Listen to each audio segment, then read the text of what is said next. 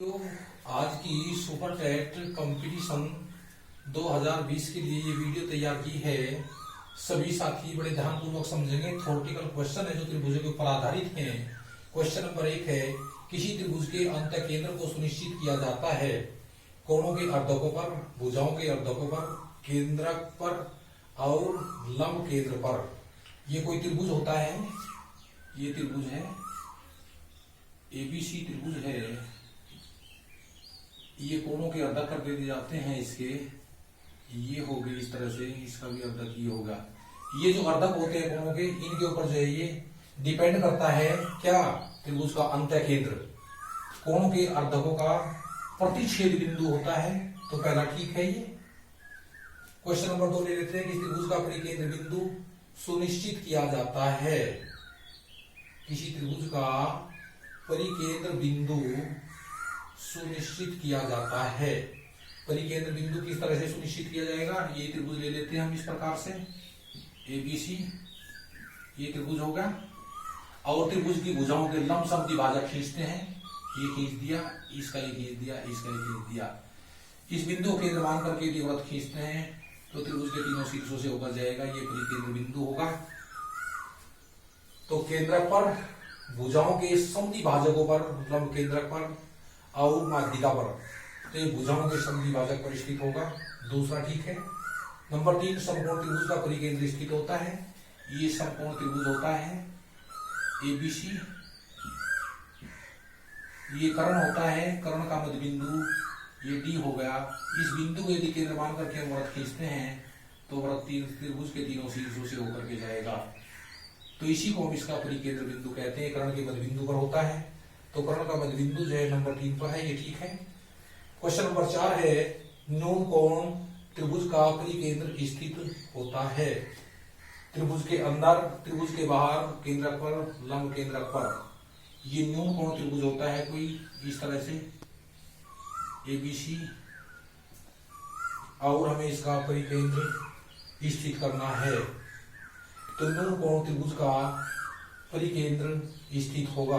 आकृति को दूसरे तरीके से बना लीजिए, तो न्यून कोण त्रिभुज ये हो जाएगा इस तरीके से। तो इसका परिकेंद्र जो स्थित होगा वो हमेशा त्रिभुज के अंदर ही होगा, यहां पर स्थित होगा, तो त्रिभुज के अंदर ही हो जाएगा। इसका नंबर 1 ठीक है। बाहर नहीं होने का, केंद्र पर नहीं होगा, लंब केंद्र पर नहीं होगा, तो अंदर स्थित होगा। पहला ऑप्शन ठीक है। क्वेश्चन नंबर 5, किसी त्रिभुज का केंद्रक या गुरुत्व केंद्र होता है।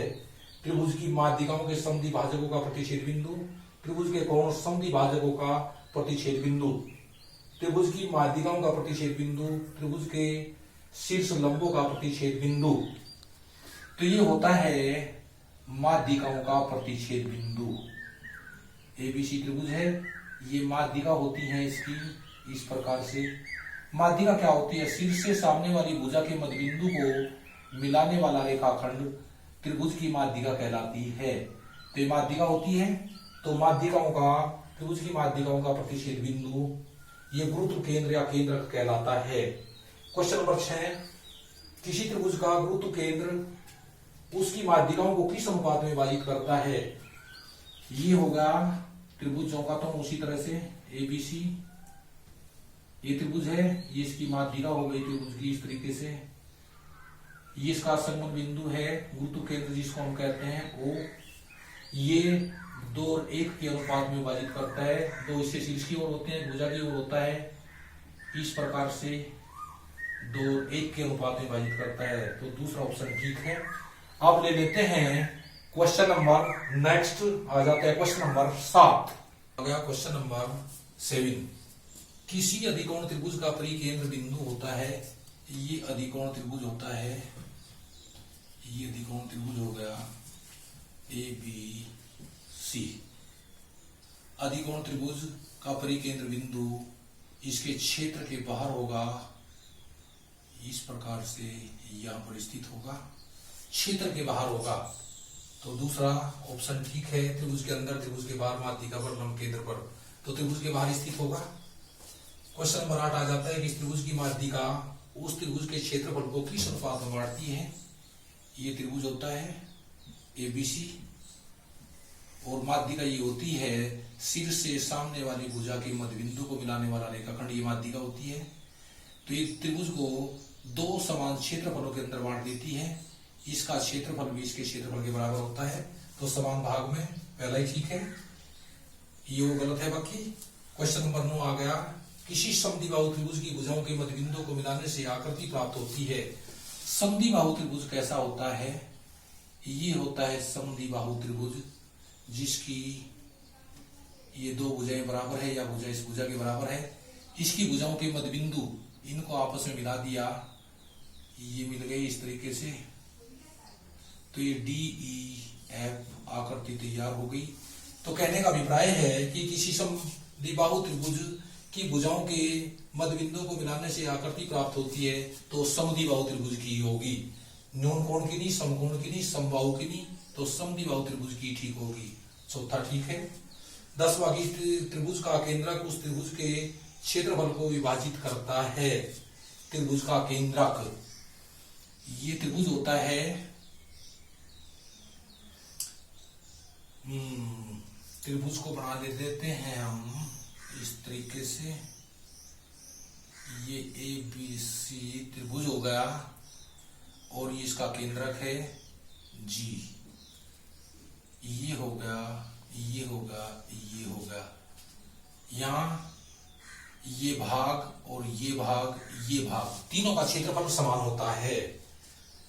तो 2 समान भागों में, 3 समान भागों में, 4 समान भागों में और 3 असमान भागों में, तो 3 समान भागों के अंदर बांटता है इसका केंद्रक त्रिभुज के क्षेत्रफल को। नेक्स्ट क्वेश्चन ले लेते हैं 11, किस त्रिभुज के शीर्ष लंबों के संगामी बिंदु कहा जाता है? ये त्रिभुज होता है ABC, सिर से सामने वाली भुजा पर ये लंब डाल दिया, यहां से इस पर ये लंब डाल दिया और यहां से इस पर ये लंब डाल दिया। इनका जो संगामी बिंदु होता है इसको कहते हैं लंब केंद्र O।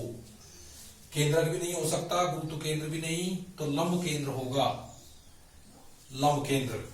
क्वेश्चन नंबर 12, यदि किसी समबाहु त्रिभुज के किसी एक शीर्ष को काटकर अलग कर दिया जाता है तब शेष आकृति होगी। ये समबाहु त्रिभुज है, इस प्रकार से ABC, इसके शीर्ष को हमने काट दिया, काट करके अलग कर दिया, तो अब हमारे पास ये आकृति बच गई इस तरह से। A, इसका नाम रख लिया हमने DE, ये हो गया BC। ये आकृति आयत की होगी, वृत्त की होगी, समांतर चतुर्भुज होगा, समलंब होगा। तो इस समलंब की आकृति होगी साथियों, तो समलंब ठीक है। आज की वीडियो में जितने भी थ्योरेटिकल क्वेश्चन हमने पढ़ाए हैं चित्र खींच करके, इनको इसी के अनुसार ही सभी साथी अच्छे तरीके से तैयारी करेंगे। इनमें से आपको बहुत कुछ लाभ मिलेगा सुपर टेट कंपटीशन 2020 में। अब यदि हमारा वीडियो पसंद आ रहा है साथियों, तो वीडियो को लाइक करना और शेयर करना ना भूले। साथ ही साथ बेल आइकन घंटी भी दबा दीजिए और चैनल को सब्सक्राइब भी कीजिए। अब मिलते हैं आपको हम नई वीडियो में नई जानकारी के साथ। धन्यवाद।